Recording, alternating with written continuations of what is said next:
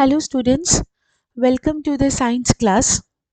Since yesterday were discussing about the chapter water and all its questions from awareness.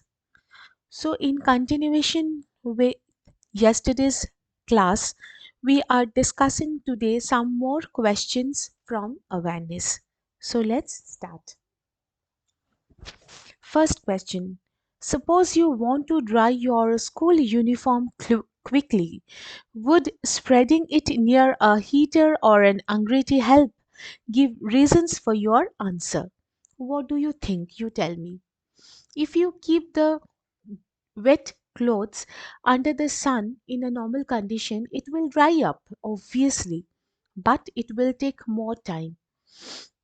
But if we are in hurry, we are in emergency that we have to dry this washed and wet school uniform quickly, then we should always spread it near the heater or angiti, because the heat which are produced by the heater or angiti will evaporate the water what is present in the wet cloth at a faster rate, due to which the uniform will get dry quickly. This is because simple reason, that is the water which is present in the wet cloth will be evaporated by the heat of angiti. Okay. Next question. Explain why, if we take out a cold bottle of water from a refrigerator and keep it on a table, we notice a puddle of water around it after some time. This is a very common observation. That is, when, especially in the summer month, you take out a bottle from refrigerator and keep it on the table for some time, you can see puddle of water around the bottle. Why? This is because the water, when present in air around the bottle, comes in contact with the cold outer surface. Why it's cold? Because it is coming out from the refrigerator. It gets the air gets cooled and condenses to form liquid water, which then forms a puddle of water around the bottle.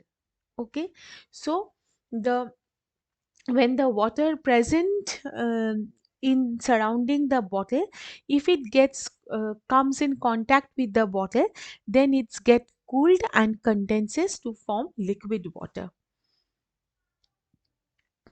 In order to clean their spectacles, people often breathe out on glasses to make them wet. Why is it happened?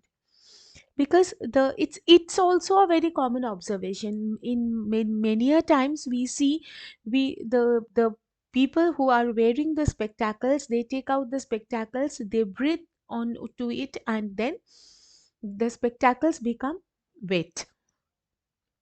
The spectacle glasses become wet because the water vapor which are present in our breath condenses on the glass to form tiny droplets of water. As we leave the gas, which is through our breathing, that gas contains water vapor. So when they come in contact with the spectacle glass, they form tiny liquids, small liquids or tiny liquids on the surface, or tiny water on the surface, which is making the cleaning process easier, and we can get a very dirt free look of the glass. Next question. How does the water help in the dispersal of the seeds of plants and trees? So here comes the question, what do you mean by dispersal? Exactly. Dispersal means scattering of the seeds in various places. Now, the seeds of various plants and trees which are located near the banks of the rivers or near the seashore, they fall on the water of the river or the sea. Obviously, as the plants are situated in the seashore or in the bank of the river, so seeds will automatically fall on the sea, river or the sea. That's very natural. And these seeds float on the water and will be carried away to far off places through water. And when these seeds will reach into the land in some far off places, they will germinate there only to produce the new plant.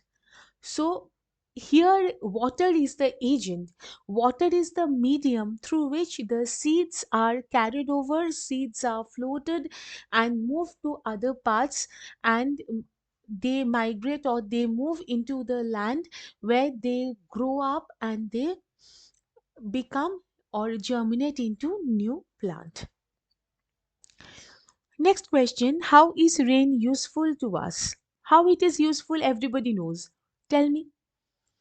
Because the rains are first and foremost thing which comes into our mind, that after the scorching heat of the summer, the first drop of rain gives us pleasure, gives us happiness, gives us relief. So rain is the brings relief by cooling the environment after the terrific heat. And also it provides water to the rivers, the dams, the hydro, I mean everywhere, so that if it provides water to the river, the nearby or the surrounding area will be safe. If it provides water to the hydroelectric to the dam, hydroelectric power will go on.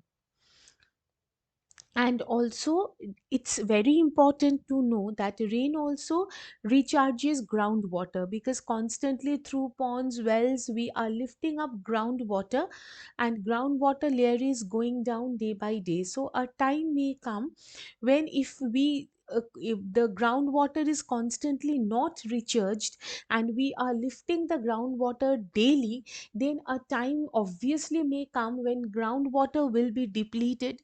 So, to save this, the recharging of groundwater is very essential, which is only possible through rains, because rainwater seeps down through the soil and recharge the groundwater. But this rain can bring disaster if it happens for a long time continuously. What will happen?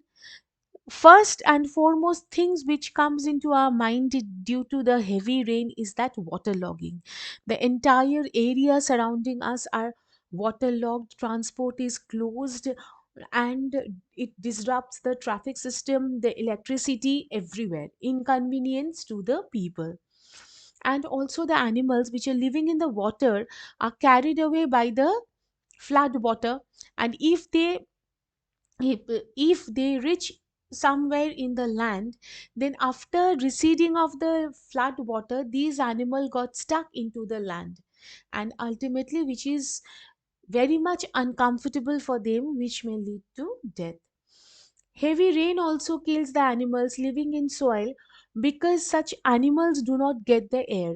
This question only I had discussed yesterday, that is, if the soil animals, I mean, uh, they get air or for the respiration from the soil.